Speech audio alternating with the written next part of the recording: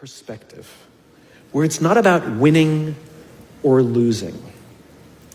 In game theory, there are two kinds of games. There are finite games and there are infinite games. And this is how you're going to change your perspective, right? A finite game is defined as known players, fixed rules, and an agreed upon objective.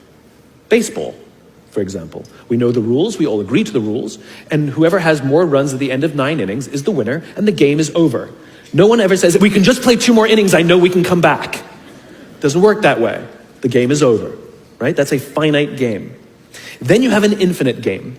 Infinite games are defined as known and unknown players. The rules are changeable, and the objective is to keep the game in play, to perpetuate the game. When you pit a finite player versus a finite player, the system is stable. Baseball is stable, right? When you pit an infinite player versus an infinite player, the system is also stable.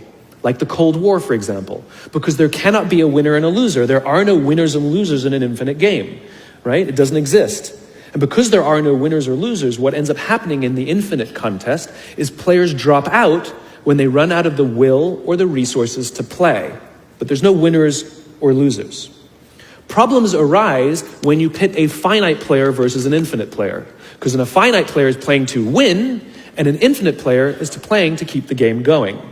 Right? This is what happened to us in Vietnam. We were playing to win, and the Vietnamese were fighting for their lives. We were the ones who got stuck in quagmire. This is the Soviet Union and Afghanistan. They were trying to beat the Mujahideen, and the Mujahideen would fight for as long as is necessary. Quagmire. Now let's look at business. The game of business has pre-existed or has existed long before every single company that exists on this planet today. And it will outlast every single company that exists on this planet today. There's no winning the game of business. And the reason is because we haven't agreed to the rules. I get such a kick out of this. You realize how many companies actually don't know the game they're in, right? Listen to the language that the companies use. We're trying to beat our competition. We're trying to be number one. Did you know that we were ranked number one? Look at the listing.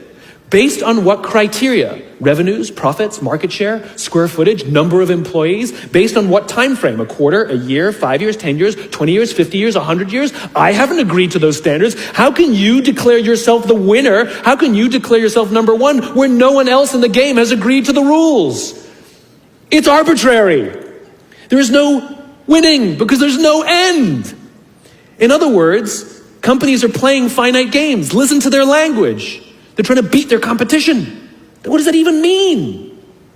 It's the leaders in the companies that understand the game that they're in and organize their resources and their decision-making around the infinite contest that outlast and frustrate their competition. All the companies that we refer to as the exceptions, Southwest Airlines, Apple Computers, Harley Davidson, they're the exception.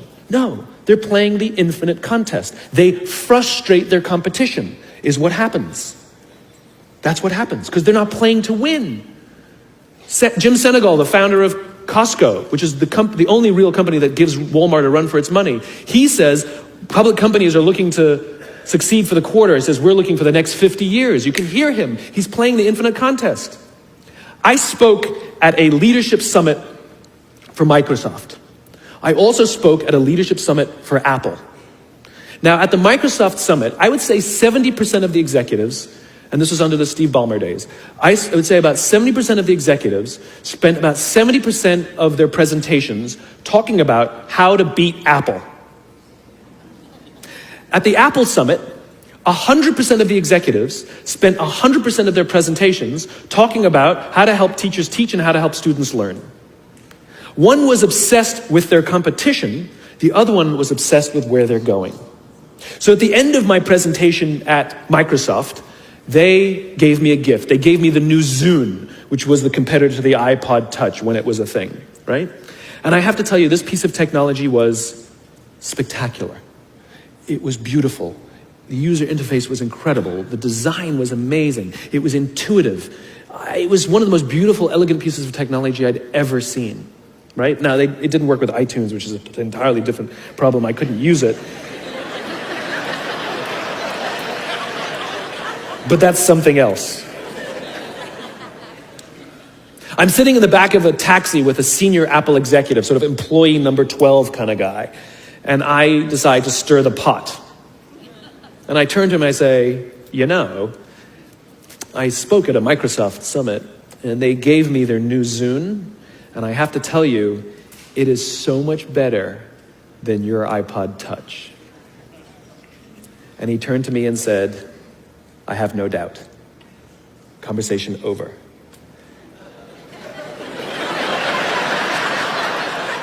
Because the infinite player isn't playing to be number one every day with every product. They're playing to outlast the competition. If I had said to Microsoft, oh, I've got the new iPod Touch, it's so much better than your new Zune, they would have said, can we see it? What does it do? We have to see it. Because one is obsessed with their competition, the other is obsessed with why they do what they do, the other is obsessed with where they're going.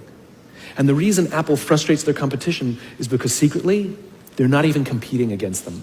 They're competing against themselves. And they understand that sometimes you're a little bit ahead, and sometimes you're a little bit behind. And sometimes your product is better, and sometimes you're not. But if you wake up every single morning and compete against yourself, how do I make our products better than they were yesterday? How do I take care of our customers better than we did yesterday? How do we advance our cause more efficiently, more productively than we did yesterday? How do we find new solutions to advance our calling, our cause, our purpose, our belief, our why every single day? What you'll find is over time, you will probably be ahead more often.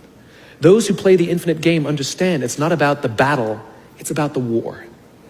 And they don't play to win every day. And they frustrate their competition until their competition drops out of the game. Every single bankruptcy, almost every merger and acquisition is basically a company saying we no longer have the will or the resources to continue to play, and we have no choice to either drop out of the game or merge our resources with another player so that we can stay in the game. That's what that is. And if you think about the number of bankruptcies and mergers and acquisitions, it's kind of proof that most companies don't even know the game they're in. You want to be a great leader, start with empathy.